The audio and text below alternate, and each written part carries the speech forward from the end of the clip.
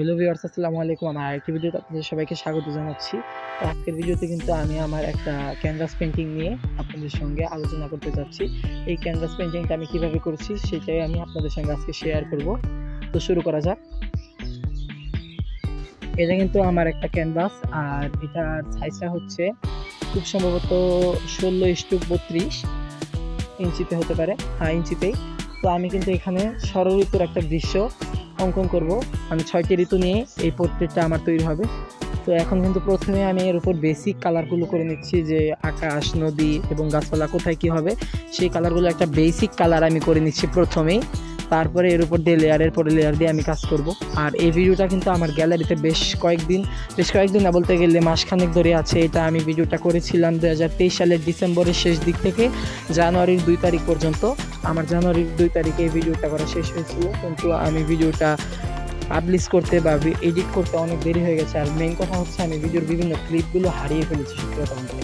তো আমি কিন্তু পুরোটা এই ক্যানভাসের মধ্যেই বেসিক কালার দিয়ে দিয়েছি এবং এর উপর দিয়ে লেয়ার দেওয়া শুরু করে দিয়েছি। আমি নিচের যে দুই জায়গায় কালোর মতো দেখতে পাচ্ছেন, এটা কিন্তু ডার্ক যেই সবুজটা আছে আমি সেটা দিয়েছি এখানে একটু ডার্ক ফিল আনার জন্য, দরকার ছিল তাই। আর প্রথমটা কিন্তু কর্নার যেটা কাজ করছে সেটা হচ্ছে গ্রীষ্মকাল। আর আকাশগুলো কিন্তু আমি আলাদা আলাদা ঠিক করে নিয়েছি। উপরের 3টা আকাশ আমি 3 রকম করে ফেলেছি, নিচেরগুলো পরে করব। উপরের প্রথমটা হচ্ছে গ্রীষ্ম, তারপরে বর্ষা, তারপরে শরৎ। এখন শরৎটাতে কাজ করলাম। শরৎটা আকাশটা দেখতে পাচ্ছেন, মেঘটা কত সুন্দর লাগছে।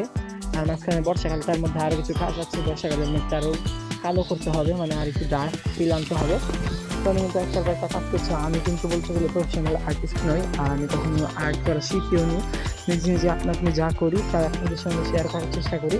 ক্যানভাসে আমার এই দ্বিতীয় পেন্টিং, আরেকটা পেন্টিং ছিল যেটা আমি আপনাদের সঙ্গে ভিডিও শেয়ার করছি। সেটার ক্লিপ কিন্তু আমার কাছে খুব ভালো ছিল বলতে পারবো না, খুব কমই ছিল। আমি দেখতে পাচ্ছি আমার ভিডিও, মানে আমি কীভাবে পেন্টিংটা করছি। আমি কিন্তু গাছটার মাঝখানে যে গ্রীষ্মের বর্ষার মাঝখানে যে গাছটা আসছে সেই গাছটার মাঝখানে কিন্তু সাদা দিয়ে দিয়েছিলাম।